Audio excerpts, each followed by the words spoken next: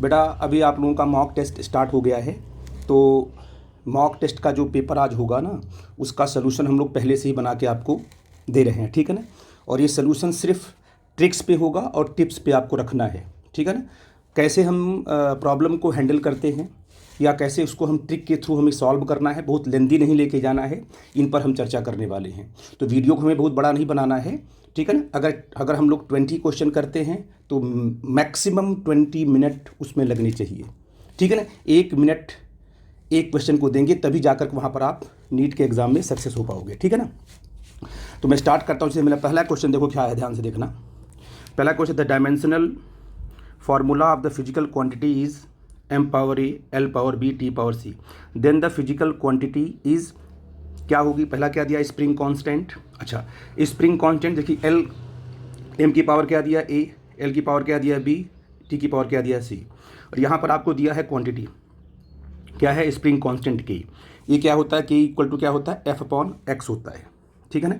और f क्या होता है, m l t-2, और अपॉन क्या आ गया आपका नीचे, l आ गया। इसका ये क्या मतलब हुआ, इसका ये मतलब हुआ कि इसमें जो है l की पावर क्या आनी है, 0 आनी है। लेकिन यहाँ l की पावर क्या दी गई बेटा, देखो यहाँ l की पावर क्या है, -1 दिया गया। इसका मतलब ये आपका इनकरेक्ट है, ठीक। अब सरफेस टेंशन भी क्या होता है, F/L होता है, यानी इसमें भी लेंथ की पावर क्या आनी है, 0 आनी है। लेकिन यहाँ पर लेंथ की पावर क्या दी गई है, B = 1 दिया हुआ है, यानी ये भी क्या है, इनकरेक्ट है, ठीक है। फोर्स के फार्मूले में क्या आता है, m l t-2, यानी m की पावर 1 आएगा, l की पावर 1 आएगा, t की पावर -2 आएगा। यहाँ पर क्या दिया है, a की पावर 1 दिया है, b की पावर 1 दिया है, c की पावर क्या है, t की पावर क्या दिया आपको है, 2 दिया है, प्लस में दिया है, इसलिए ये भी क्या है, इनकरेक्ट है, ठीक है बेटा जी। अब मुझे बताओ अगला कंसेप्ट तुम्हारा क्या है, इसे बोलेंगे एंगुलर फ्रीक्वेंसी। तो क्या होगा, 2π/t। यहाँ पर क्या हो गया, a की पावर क्या आएगा बेटा जी, बोलो जी। यहाँ पर a की पावर जाएगा 0, b की पावर क्या आएगा 0, और t की पावर क्या आएगा -1, है ना। तो c = -1 आएगा, और यहाँ देखो -1 लिखा हुआ है। This option is correct.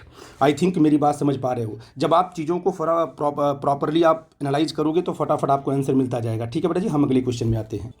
यहाँ देखो क्या आपका क्वेश्चन क्या कहा गया है कि in a particular system of unit if the unit of mass become कितना है, twice, and that of time का जो है, टाइम को हमने क्या कर दिया, हाफ कर दिया।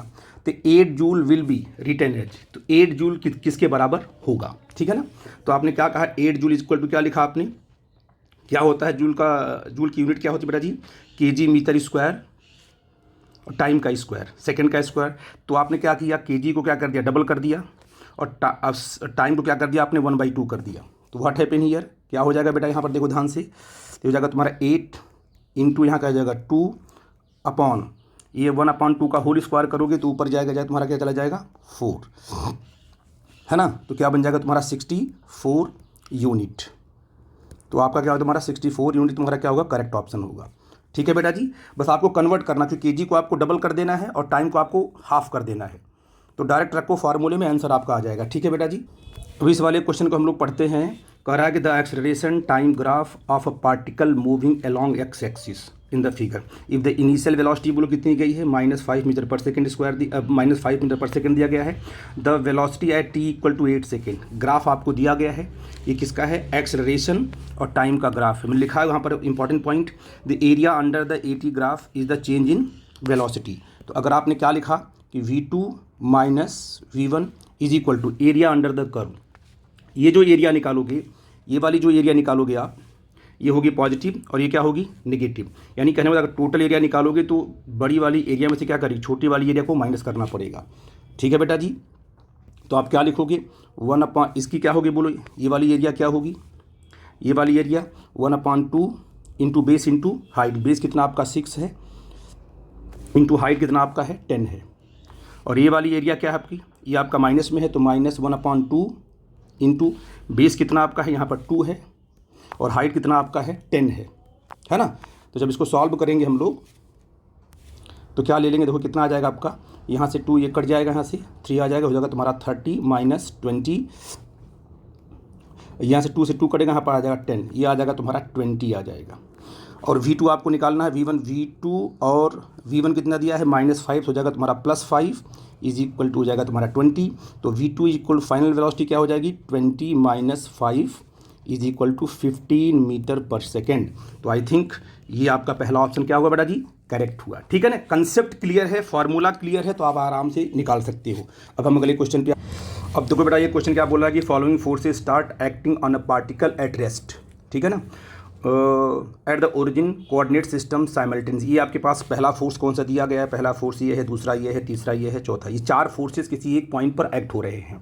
तो कह रहा है कि पार्टिकल किधर मूव करेगा, एक्स वाई प्लेन में, वाई जेड प्लेन में, Y Z plane, X Z plane में, या तो एक्स एक्सिस मूव करेगा।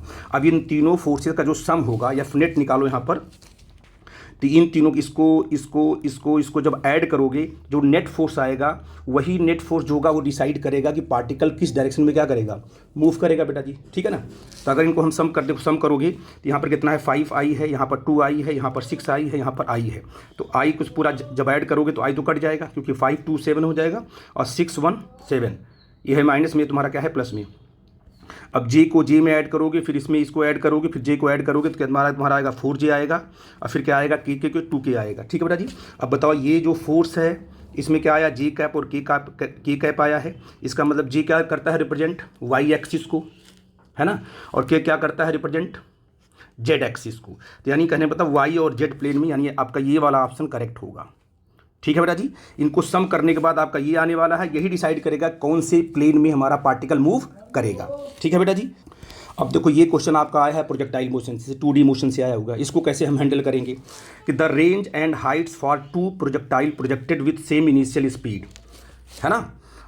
कितना दिया है angle 42 degree and 48 degree, 2 angle पे एक सेम वेलोसिटी से क्या किए गए, ये प्रोजेक्ट किए गए। देखो मैंने यहाँ प्रोजेक्ट किया है, एक को मैंने क्या किया, देखो 42 से किया है, एक को हमने क्या किया 48 से किया है। तो अब R1 R2 इनके रेंज में और हाइट में रिलेशन बताना आपको है। ठीक है बेटा जी। आपको पता है कि अगर जान लीजिए, अगर इन दोनों का सम, जैसे मान लिया आपने क्या किया 42, अब प्लस क्या लिया आपने 48 लिया, इनको सम किया, कितना आ गया 90 डिग्री आ गया। अगर इन दोनों का सम क्या आ गया 90 डिग्री आ गया, ये दोनों एंगल क्या कहलाएंगे, कॉम्प्लीमेंट्री एंगल कहलाएंगे। और कॉम्प्लीमेंट्री एंगल पर रेंज क्या होता है, सेम होता है। रेंज क्या होता है, सेम होता है। अगर दोनों की इनिशियल स्पीड क्या हो, सेम हो, इनिशियल कितना है u है, इसका भी क्या है u, और दोनों का सम कितना आ गया 90 डिग्री। इस फार्मूले में रखोगे तभी सोल्यूशन आएगा, और कंसेप्ट वाइज जाओगे तभी सोल्यूशन वही आएगा। इसका मतलब क्या होगा, R1 क्या होगा बेटा, R1 इज इक्वल टू क्या होगा तुम्हारा R2 होगा। और आपको पता है बड़े वाले एंगल का हाइट क्या होगा, बड़ा होगा, और छोटे वाले एंगल का हाइट क्या होगा। तो बड़े वाले एंगल का देखो, ये बड़ा वाला एंगल है, ये इसका हाइट क्या है H2 है, ये छोटा वाला इसका हाइट क्या है H1 है। इसका मतलब क्या होगा बेटा जी, आप कहोगे सर कि H2 जो होगा वो बड़ा होगा, किससे होगा, H1 से। तो आई थिंक कौन सा ऑप्शन आपका करेक्ट हुआ, देखो ये वाला ऑप्शन आपका करेक्ट हुआ, ये ऑप्शन। ठीक है बेटा जी। आई थिंक मेरी बात आप समझ गए मैं क्या बोल रहा हूँ। तो this is most important, second option आपका करेक्ट हो गया। मैं अगले क्वेश्चन पे आता हूँ। क्वेश्चन बोल रहा है trolley of mass 5 kg on horizontal smooth surface, ठीक है ना, is pulled by a load 2 kg by means uniform rope ABC of length 2 metre and mass 1 kg। Rope का कितना मास है 1 kg। As the load falls from BC is equal to 0 to BC equal to 2 metre, its acceleration in metre per second square changes, ये पूछ रहा है। तो मुझे बताओ आप लोग कि पहले क्या था, पहले मान लो BC कितना था 0 था, तो ये वाला ब्लॉक यहाँ पर था, इस पर क्या काम किया, इस पर काम किया सिर्फ mg फोर्स काम किया। क्या काम किया बेटा जी, इस पर सिर्फ mg फोर्स काम किया। तो F इक्वल टू m से क्या होता है, A कितना हो जाएगा तुम्हारा फोर्स अपॉन मास, है ना बेटा जी, बोलो। तो फोर्स अपॉन मास हुआ, ये आपका 2 है ना, ये आपका 2 kg है, तो कितना होगा mg बराबर यहाँ पर 2g होगा ना, mg है ना, 2 mass into acceleration into gravity. तो फोर्स अपॉन मास, तो A कितना आ जाएगा, ये आपका कितना हो जाएगा, बोलो फोर्स कितना लगा तुम्हारा, ये आपका फोर्स लगा 2g लगा, सॉरी कितना फोर्स लगा आपका 2g फोर्स लगा। और टोटल मास कितना है, टोटल मास कितना है, इसका मास कितना है 5 kg, इसका मास कितना 2 kg, यानी ये 5 kg का मास है, ये पूरा 2 kg का मास है। और जो आपकी स्ट्रिंग का जो मास है वो कितना है 1 kg का है। तो टोटल मास कितना तुम्हारा जाएगा 8, टोटल मास आपका 8 आ जाएगा। ठीक है बेटा जी, आई थिंक मेरी बात समझ पा रहे क्या बोल रहा हूँ मैं। तो कितना हो जाएगा तुम्हारा, देखो ये 20/8 आ गया मीटर पर सेकेंड स्क्वायर। तो इनिशियल वेलोसिटी क्या, इनिशियल कितना आ गया इसका कितना आ गया एक्सेलरेशन बता 20 upon 8 metre per second square, ठीक है ना। और आप देखो अगर इसमें से ऑप्शन देखो तो आप कहोगे सर ये वाला करेक्ट दिखा, क्योंकि आपकी स्टार्टिंग का क्या होगा एक्सेलरेशन 20/8 आ गया। इसके बाद अगला जब देखोगे पूरा का पूरा क्या लोगे आप, ये जब स्ट्रिंग पूरा का पूरा डाउनवर्ड डायरेक्शन में आ गए तो नीचे की तरफ फोर्स बोल कितना लगेगा। अब जो नीचे की तरफ फोर्स लगेगा वो कितना लगेगा, ये तो 2 इसका है, 2g इसका है, और 1 kg इसका भी तो है, तो 1g क्या होगा, g का मतलब क्या होता है 9.8 या 10 लेके चलेंगे ना। ये जो आपका रोप का कितना वेट कितना मास होगा 1g होगा, तो नीचे कितना लग गया आपका, अब 3g लग गया। तो अगर ये 3g लग गया तो क्या होगा बोलो जी, यहाँ से तो a1 ये आ गया और a2 बोलो क्या आ जाएगा, फोर्स अपॉन मास। फोर्स कितना तुम्हारा आ गया 3g हो गया, और मास तो आपका वही कितना है सब मिला करके 8 है, तो ये आप कितना 30 अपॉन क्या आ गया 8 आ गया। इसका मतलब आपका ये वाला ऑप्शन क्या होगा करेक्ट होगा। थोड़ा टाइम लगता है इसमें, अगर आप करोगे तो बहुत कम टाइम में कर पाओगे, मुझे बताने में आपको टाइम लग रहा है। ठीक है बेटा जी, मैं अगले क्वेश्चन पे आता हूँ। ये सिंपल सा क्वेश्चन है, वेलोसिटी टाइम का ग्राफ दिया गया है आपको, या इधर टाइम इधर क्या है आपकी वेलोसिटी, तो यहाँ से क्या आपको निकालना है कि फोर्स की वैल्यू क्या होगी, आपसे पूछा गया है। तो पहले ए निकाल लो, ए क्या होगा वेलोसिटी अपॉन टाइम, तो आपने कहा कितनी वेलोसिटी 2/2 आ जाएगा, कट जाएगा, ये आ जाएगा 1 मीटर पर सेकेंड आ जाएगा। तो फोर्स क्या होता है मास है ना, इंटू क्या होगा बेटा जी एक्सेलरेशन। मास बोलो कितना दिया है, मास दिया है 50 × 1 आपका आ गया 50 न्यूटन। तो आई थिंक ये वाला सेकंड ऑप्शन आपका करेक्ट होगा। ठीक है बेटा, सिंपल सा क्वेश्चन था, इसको आपने हैंडल कर लिया। मैं अगले क्वेश्चन पे आता हूँ, उसको ध्यान से देखो।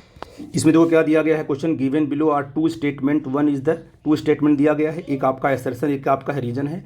एसर्शन में क्या बोला गया है कि kinetic energy of a system can be increase without applying external force on the system, यानी किसी भी सिस्टम में बाहर से अगर फोर्स ना लगाया जाए तब भी उस सिस्टम की काइनेटिक एनर्जी बढ़ सकती है तो घट सकती है।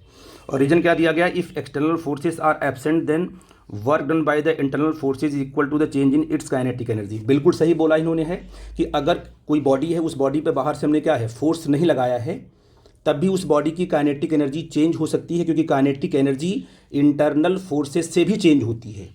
आई थिंक मेरी बात समझ पा रहे हो, तो दोनों ही करेक्ट है, यानी पहला ऑप्शन आपका करेक्ट है। कैसे एग्जांपल दे रहा हूँ, जैसे मान लीजिए एक फ्री फॉल बॉडी होती है, एक बॉडी फ्री फॉल हो रही है, तो इस पर जो ये कौन सा ये mg फोर्स कहाँ लगा, डाउनवर्ड डायरेक्शन में, इसे कौन खींच रही है, इसको अर्थ के अपनी तरफ खींच रही है बेटा जी। ये कौन सा फोर्स है, ये फोर्स आपका है इंटरनल फोर्स। ये कौन सा फोर्स है, इंटरनल फोर्स है। इस पर नेट फोर्स कितना, बॉडी पर एफ नेट कितना है, एफ नेट आपका 0 है, बाहर से कोई फोर्स नहीं लगा है, फिर भी बॉडी की क्या है काइनेटिक एनर्जी बराबर क्या, इसकी वेलोसिटी क्या करती है चेंज होती रहती है। अगर वेलोसिटी बदलती रहेगी बढ़ती रहेगी, इसका ये मतलब हुआ कि काइनेटिक एनर्जी भी क्या है चेंज होगी। इसका मतलब आपने क्या सीखा कि without external force kinetic energy को हम चेंज कर सकते हैं। आई थिंक मेरी बात आप समझ पा रहे हो, तो आपका ऑप्शन ए करेक्ट है। अब देखो एकदम सिंपल सा क्वेश्चन आपका है, a body subjected to a constant force, है ना, कांस्टेंट फोर्स एफ आपको इतना दिया गया है, और कहाँ से 4 metre along Z axis and 3 metre along Y axis. इसका मतलब क्या है, आपको दिया है जेड और क्या दिया है वाई दिया है, तो आप क्या लिख सकते हो, डिस्प्लेसमेंट को क्या लिख सकते हो बेटा जी 3j, जे में जाएगा तो क्या होगा वाई एक्सिस आएगी, और के में जाएगा तो क्या आएगा जेड एक्सिस आएगा, और फोर्स आपका आई जे के तीनों को दिया गया है। तो आपको क्या निकालना है, आपको वर्क निकालना है, तो वर्क होता है F.S। तो आई का आई में डॉट करेंगे, जे का जे में डॉट करेंगे, के का के में डॉट करेंगे, तो यहाँ तो आई है नहीं, जे का जे में करेंगे आ जाएगा बिल्कुल 6 आ जाएगा, और इसमें करेंगे इसको और ये आ जाएगा +12, ये आ जाएगा कितना नंबर 18 आ जाएगा। तो 18 जूल आपका सही होगा, पहला ऑप्शन करेक्ट होगा। ठीक है बेटा जी, अब हम लोग अगले क्वेश्चन पे आते हैं। ठीक है बेटा, ये बड़ा शानदार क्वेश्चन देखो, ध्यान से देखना क्या है कि ये किस पर है, सेंटर ऑफ मास पे। 2 होमोजेनियस स्फीयर ए और बी, देयर आर 2 स्फीयर्स, है ना बेटा जी, और कह रहा है कि एक का मास 2m, एक का मास m है, एक का मास 2m है, रेडियस कितना है 2a, और दूसरे पहले एक का 2a है, दूसरे का आपका a है। ठीक है ना, तो ठीक है ना, ये देखो आपका 2a दिया है, यहाँ a दिया है respectively, are place in touch, इनको टच कर दिया, distance of centre of mass from the first sphere, यानी पहले वाले स्फीयर से क्या है सेंटर ऑफ मास का डिस्टेंस क्या होगा। तो पहले को मान लो ओरिजिन मान लो 0,0 ले लिया आपने, ठीक है बेटा जी, और सेंटर ऑफ मास आपको पता है कि जो हैवियर मास होगा उसी की तरफ होगा, तो पक्का सेंटर ऑफ मास कहीं यहाँ पर आएगा इस तरीके से। सेंटर ऑफ मास का फार्मूला क्या होगा बेटा जी, सेंटर ऑफ मास आपका XCM होगा, वो क्या होता है m1 x1 + m2 x2 upon क्या होगा m1 + m2। अब m1 की वैल्यू कितनी दी गई है, m इंटू एक्स आपका यहाँ पर 0 है, 0 लिख दिया, प्लस m2 कितना दिया गया है 2m दिया हुआ है ना, और इंटू कितना दिया है, इंटू आपका 3 दिया है, अपॉन क्या कर दिया m1 प्लस आपका हो जाएगा 3m। ठीक है बेटा जी, तो आपका m से m कटेगा, आ जाएगा 6/3, ये हो जाएगा तुम्हारा 2। तो आपका ऑप्शन क्या होगा यहाँ पर, क्योंकि यहाँ पर इसका कोऑर्डिनेट क्या मानेगा 0,0, यहाँ से लेके यहाँ तक कितना है, यहाँ से लेके यहाँ तक 3a है, तो इसका कोऑर्डिनेट 3a, 0 होगा ना, तो यहाँ पर आप लिखोगे 3a लिखोगे तो आपका आ जाएगा यहाँ पे 2a। तो ऑप्शन आपका बनेगा 2a का मतलब कौन सा, सेकंड ऑप्शन आपका करेक्ट है। ठीक है बेटा जी, सिंपल सी बात थी, आपको 2 पार्टिकल सिस्टम की तरह आपका एग्जाम्पल दिया हुआ है। क्या मैं अगले क्वेश्चन पे चलूँ? अब इसको आराम से देखना आप लोग, मैं अगले क्वेश्चन पे आता हूँ। अब देखो यहाँ पर अच्छा क्वेश्चन दिया है, रोटेशनल मोशन का क्वेश्चन दिया है बेटा जी। A thin rod of length L is suspended from one end, एक एंड से क्या इसको हमने सस्पेंड कर दिया है, इसकी लेंथ हमने क्या ले लिया है, L ले लिया है। ठीक है बेटा जी, अच्छा इसको हम रोटेट करते हैं, तो आपको पता है 1 सेकंड में कितना होता है रोटेशन, n, तो इसकी फ्रीक्वेंसी क्या बन जाएगी, f इक्वल टू बन जाएगी तुम्हारी n, इसकी फ्रीक्वेंसी हो जाएगी n। तो अगर ओमेगा की बात करें हम तो क्या आ जाएगा 2πn आ जाएगा। ठीक है बेटा जी, ये तो आ गया एंगुलर फ्रीक्वेंसी आपकी आ गई। अब कह रहा है कि what is the rotational kinetic energy, formula क्या है 1/2I ओमेगा स्क्वायर। इसमें जो मेन कॉन्सेप्ट है वो मोमेंट ऑफ इनर्शिया को कैलकुलेट, जब भी रोटेशनल मोशन की बात आती है तो मोमेंट ऑफ इनर्शिया आपको याद होना चाहिए। अब ये रॉड है और इसके एक एंड से अगर इसको हम रोटेट कराते हैं तो इसकी जो मोमेंट ऑफ इनर्शिया होगी I इज इक्वल टू क्या होगा, mL²/3 होगा। बस यहाँ पर पुट करो, आंसर आ जाएगा। तो रोटेशनल काइनेटिक एनर्जी क्या बन जाएगी आपकी 1/2, I की वैल्यू क्या होगी mL²/3 इंटू ओमेगा क्या है आपका 2πn का होल स्क्वायर। ठीक है बेटा, तो इसको अगर सॉल्व करते हैं तो आ जाएगा 2/3 mL²π²n²। I think third option आपका करेक्ट है। बिल्कुल सिंपल सी बात है, सारी चीज़ें अगर फार्मूले अगर आपको याद हैं, मैंने कहा ना कि फार्मूले याद हैं तो आप आराम से क्वेश्चन को हैंडल कर ले जाओगे। हम अगले क्वेश्चन पे आते हैं बेटा। अब देखो एक भी क्वेश्चन किसका है, रोटेशनल मोशन का क्वेश्चन है। यहाँ पर एक रॉड है, इसको हमने क्या किया है कि स्ट्रिंग से हमने क्या कर रखा, बोलो यहाँ पर इसको ऐसे बांध रखा है। अब इसको हमने यहाँ से कट कर दिया, जब कट करेंगे तो ये क्या करना शुरू करेगा, ये रोटेट करना शुरू करेगा। इसे कौन खींचेगा, इसका जो सेंटर पे क्या है इसका mg, इसे क्या करेगा, इसको अपनी तरफ डाउनवर्ड खींचेगा तभी तो रोटेट करेगा ना। कट करने के बाद क्या mg काम करेगा कितने पर, L/2 पे काम, क्योंकि आपकी यूनिफॉर्म रॉड है। तो आपसे पूछ रहा है कि एंगुलर एक्सेलरेशन क्या होगा। तो आपको पता है कि एंगुलर जो एक्सेलरेशन होता है क्या होता है, force upon moment of inertia होती है, फोर्स अपॉन मास होता है। तो अगर एंगुलर मोशन चल रहा है तो क्या होगा, torque upon moment of inertia. तो आपको टॉर्क निकालना, मोमेंट ऑफ इनर्शिया, दोनों को डिवाइड कर देना, आपको आंसर मिल जाएगा। तो टॉर्क बेटा क्या होगा, टॉर्क होता है फोर्स इंटू डिस्प्लेसमेंट। फोर्स कितना दिया है इसमें, mg दिया है ना, देखो mg दिया है, और ये आपका कितना है, डिस्टेंस कितना है बोलो जी, यहाँ पर देखो ये डिस्टेंस आपका L/2 है ना, यहाँ से लेके यहाँ तक। बोल बच्चा जी, तो आपने क्या लिखा कि सर यहाँ पर mg इंटू क्या है L/2 कर दिया। और moment of inertia of a thin rod about it's one end, एक एंड से मोमेंट ऑफ इनर्शिया बोलो I कितना होगा mL²/3। अब निकाल दो, अल्फा इक्वल टू क्या हो जाएगा तुम्हारा mgL है ना अपॉन 2 अपॉन क्या कर दो mL²/3 कर दो। क्यों बच्चे, अब इसको आप सॉल्व करो तो क्या आ जाएगा 3g/2L आ जाएगा। तो ये आपका इधर से आंसर मिल जाएगा। ठीक है बेटा जी, ये आपका ऑप्शन 3g/, ये आपका ऑप्शन क्या होगा तुम्हारा, ये 2 ऑप्शन आपका करेक्ट होगा। ठीक है बेटा जी, आई थिंक मेरी बात आप समझ गए। हम अगले क्वेश्चन में आते हैं। बड़ा ये क्वेश्चन क्या कहता है कि भाई हमारे पास एक अर्थ है, वो एक सेटेलाइट उसके चारों तरफ रिवॉल्व कर रही है, तो इसकी जो ऑर्बिटल वेलोसिटी है वो किस पर डिपेंड करती है, सिंपल यहाँ फार्मूला क्या है Gme/re। इसका क्या मतलब हुआ बेटा जी, mass of the earth and radius of the earth, बस सेटेलाइट के मास पर डिपेंड नहीं करती है। तो आई थिंक ऑप्शन आपका 4 क्या हो जाएगा बेटा जी, ये ऑप्शन आपका 4 करेक्ट होगा। सिंपल सी बात है, ये फार्मूले के हिसाब से ये आपका करेक्ट हो गया। ठीक है बेटा जी, अब अगले क्वेश्चन पे। अब ये क्वेश्चन है कि massless wire suspended vertically from one of its and is stretched by attaching a weight of 200 Newton to the lower end. The weight stretches the wire by 1 millimeter. हमने वायर को क्या किया, 1 millimetre क्या किया, उसको stretch कर दिया, तो उसमें इलास्टिक पोटेंशियल एनर्जी कितनी स्टोर हुई। ठीक है ना, सिंपल सा फार्मूला मैंने दिया, इलास्टिक पोटेंशियल एनर्जी स्टोर किया 1/2 F इंटू डेल्टा L। तो क्या होगा यहाँ से, पोटेंशियल एनर्जी क्या होगा 1/2 F की वैल्यू क्या दी गई, कितना फोर्स लगाया आपने 200 न्यूटन लगाया आपने। लोअर एंड द वेट कितना है 1 मिलीमीटर को चेंज करेंगे 1 इंटू 1 इंटू 10⁻³ ये आपके चेंज इन लेंथ आ गई। और ये आपका आ जाएगा 0.1 जूल। आपका जो है ऑप्शन नंबर 4 करेक्ट होगा। ठीक है ना। अभी इस क्वेश्चन को देखो, a block of would with metal plates. एक मेटल प्लेट कहाँ लगा दी गई बेटा जी, एक मेटल प्लेट लगा दी गई, ऊपर लगा दी है। पूरे वुड को क्या हमने, ये आपका वुड है जिसको क्या इतना पार्ट इसका एंटर कर गया। ठीक, कितना कितना एंटर किया है, एक्स किया एंटर किया है। तो ये पूरा का पूरा जो लेवल आपका कितना है, वाटर का लेवल कितना है आपका, वाई है। अब कह रहा है कि व्हाट हैपन कि the possible value of X and Y after metal plate has fallen in water. जब मेटल प्लेट क्या करेगा, वाटर में फॉलन करेगा, तो मेटल प्लेट के ऊपर कौन सा फोर्स लगेगा बेटा जी, अपवर्ड फोर्स लगेगा। बोलो जी, अपवर्ड फोर्स लगेगा। जब अपवर्ड फोर्स लगेगा तो एक्स भी आपका क्या होगा, कम होगा। और जब एक्स कम होगा तो वाई का भी लेवल क्या होगा, कम ही होगा, क्योंकि जब ये ऊपर उठेगा तो पक्का है क्या, वाई क्या है तुम्हारा, कम होगा। इसका मतलब क्या है कि आपका कौन सा ऑप्शन करेक्ट होगा, ये वाला ऑप्शन आपका करेक्ट माना जाएगा। ठीक है ना, सिंपल सी बात है। इसमें क्या है, जैसे ही मेटल प्लेट इस पर लगेगा तो अपवर्ड फोर्स बढ़ जाएगा, तो अपवर्ड फोर्स बढ़ेगा तो थोड़ा इसको ऊपर उठा देगा, जो नीचे वाला जो पार्ट है वो कम होगा।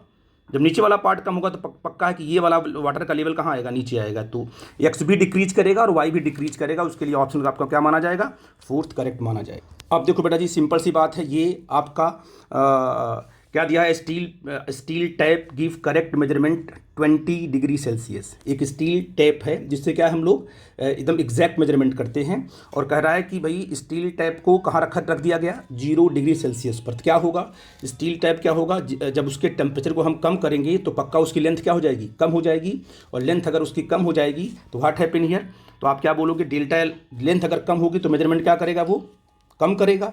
आई थिंक मेरी बात समझ पा रहे हो मेरी। तो पहले लेंथ कितनी थी बेटा जी, 25 सेंटीमीटर।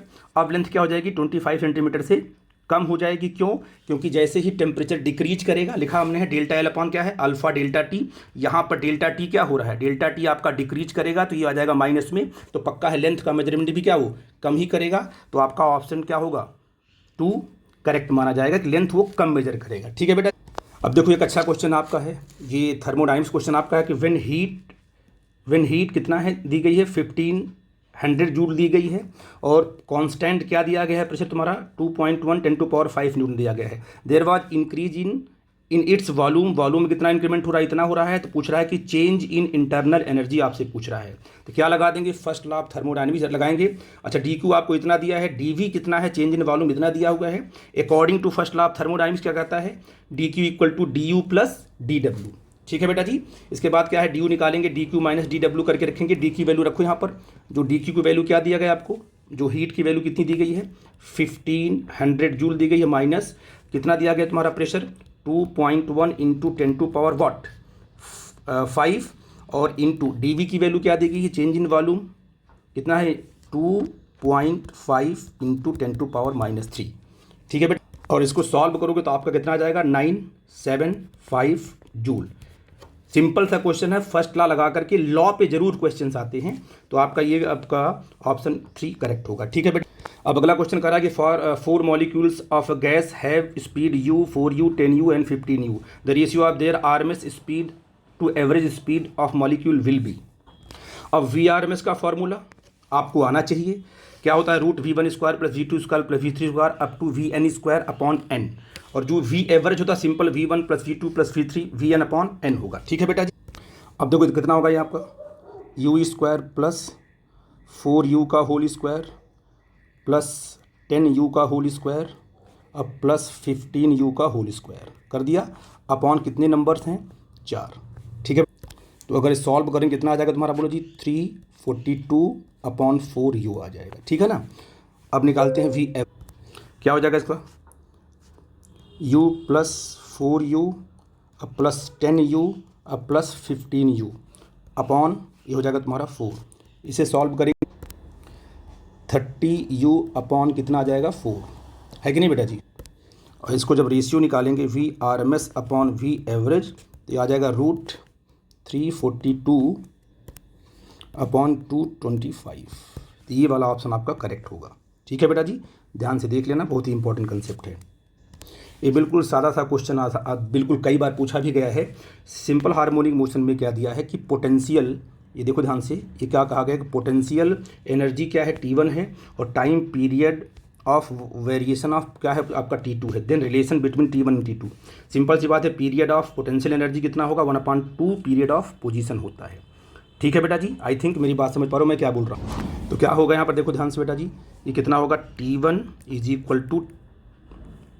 T2/2 होगा, तो क्या होगा 2T1 इज इक्वल टू आपका आ जाएगा T2। तो आई थिंक थर्ड ऑप्शन आपका करेक्ट होगा। अगला क्वेश्चन कह रहा था fundamental frequency of an organ pipe is an दिया हुआ है। अब क्या कर रहा था, pipe vertically emerge in water such that half of its length submerge.